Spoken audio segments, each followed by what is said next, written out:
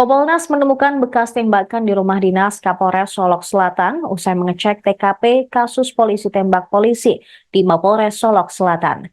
Ketua Harian Kompolnas Irjen Polisi Purnawirawan Arif Wicaksono membeberkan lokasi rumah dinas Kapolres Solok Selatan AKBP Arif Mukti tidak jauh dari TKP penembakan Kasat Reskrim Solok Selatan AKP Ulil Rianto Ansari. Di rumah dinas Kapolres Solok Selatan didapati bekas peluru.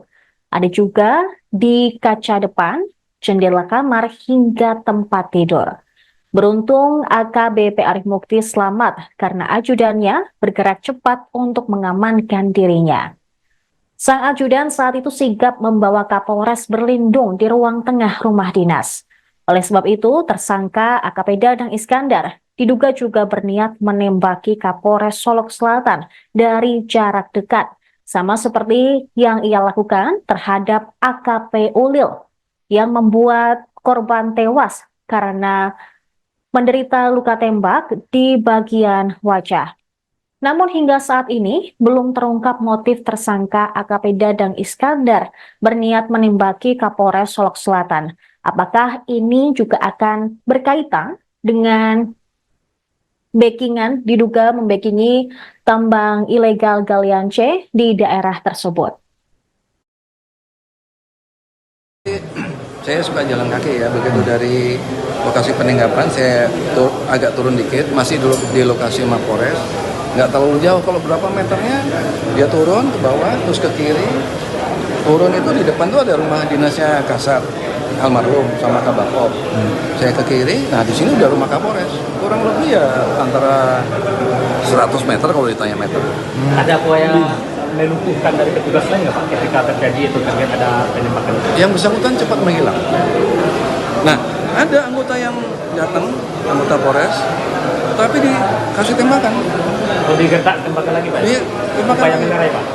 Nah, ini anggota takut tiarap. Kalau yang di rumah dinas itu Pak, di kaca mana saja Pak yang tampak lubang-lubang? Pertama, saya lihat yang ada bekasnya, kaca depan, itu tembus sampai ke kursi tamu, ada bekasnya saya masuk. Terus yang dua di tempat tidur, ini ada kacanya. Rupanya kaca pertama, kaca kedua, ini 3 tembakan. Jendela kamar Pak? Jendela kamar, terus saya cek ke dalam, tempat tidurnya kena bolong. Bolong baik yang busanya itu masuk ke dalam. Jadi kalau misalkan Pak Kapolres itu ya kena.